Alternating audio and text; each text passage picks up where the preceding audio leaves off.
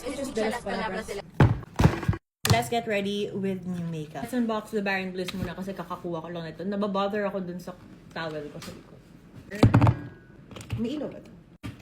Ah, perfect. Escuchas de las palabras. Hindi ko na alam kung ano sila na. Bloom Dew Cover and Glow 2-Way Cake. Mochi Paste Powder Highlighter. Aura Mood Lip Cream. And this is the Vinyl Lip Cream. Ito lang ito sa FYP ko. It's the Steel Mascara. Clips are on. Let's do my face. Oh, meron akong bagong hold on. Colorette came out with new brow products and I want to try them out. This one is their Brow Body Everyday Grooming Gel and this one's the 24/7 Sculpting Gel. Na-try ko na to. I unfortunately do not know how to use her. Kasi she flakes on me. This is what the other one looks like. Oh, ito clear. This one kasi is white. So baka kaya mas may tendency siya yung mag-flake off, like white flakes because of the color. I like this one. Compare. I also have a new brow pencil. Tapos dual-ended siya. This one's more of like the thin, skinny Legend pen. Like, pero unfortunately, I do not know how to use her. So I will be sticking to my usual skinny pencil and just filling in the sparse areas. Oh my gosh, may bago rin akong skin tint. This is the new Lucky Beauty Angel Skin Veil, Vanilla and Chai. My shade here is... Ano shade ko dito? She looks like this. And I will be applying her sa middle lang ng face ko. This one has no SPF, so sabi nila pwede to at night time, walang flashback. Parang pwede siya kamayin. I'll just use my hands to spread it out. I've had this for a while, pero ngayon ko na lang siya gagamitin ulit. The Dala X-Tony Puff. I don't have any new concealers, but a recent discovery is yung Issey Color Correcting Fluid nila. It does its job really well and very lightweight siya and it doesn't crease. So, I like her. My shade is light peach. You see?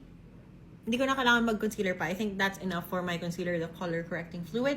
And then, we are gonna try out yung bago from Happy Skin. This is their Cloud Flush Blushes. I want a very baby girl blush. So this is the shade Runaway. Diretso na lang, hopefully.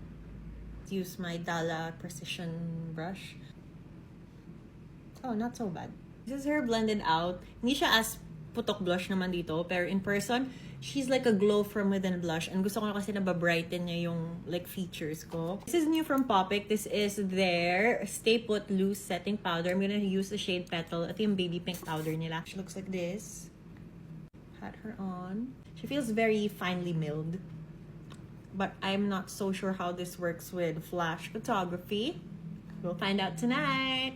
And I'm gonna bring my camera. So if I turn into like, hi sisters!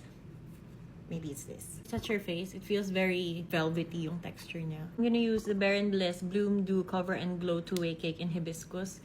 I'm just gonna use this to brighten my under eyes. Kinamay, no? No, I'm gonna use a puff. Ito yung 2-Way Cake. You know, with 2-Way Cake, you can wet this, pero I think this is just gonna work fine to brighten my under eyes. I'm gonna bronze real quick with the Sunny's bronzer. I'll use Monet as a blush topper. I'll spray myself para muna with the Popic setting spray. This one's intriguing. The Mochi highlighter from Bare and Bliss. No, when you press it, it moves. Let's try her for my nose highlight. Oh!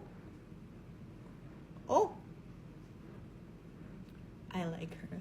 Try siya to cheek. Gusto ko siya kasi hindi siya yung super chunky glitter highlight. She looks nice. Namin ko po gusto i-chika, so there will be a part 2 to this. I'm so sorry. Masyadong maraming entry. I will be back.